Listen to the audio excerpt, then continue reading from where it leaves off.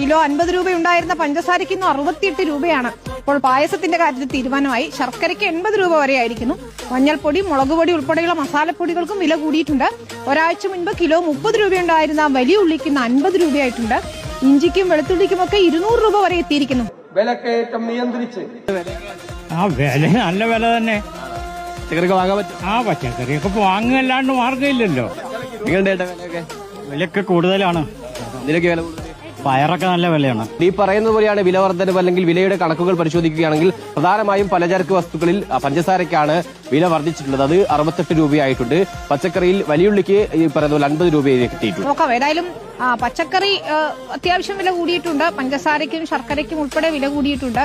അപ്പോ പായസം കുറച്ച് മധുരിക്കണമെങ്കിൽ അത്യാവശ്യം വില കൊടുക്കേണ്ടി വരും എന്നാണ് ശരത്ത് പറയുന്നത്. ഈ ഓണം എങ്ങനെയാണ് സർക്കാർ കൈകാര്യം ചെയ്യുന്നത് നിങ്ങൾ കണ്ടില്ലേ?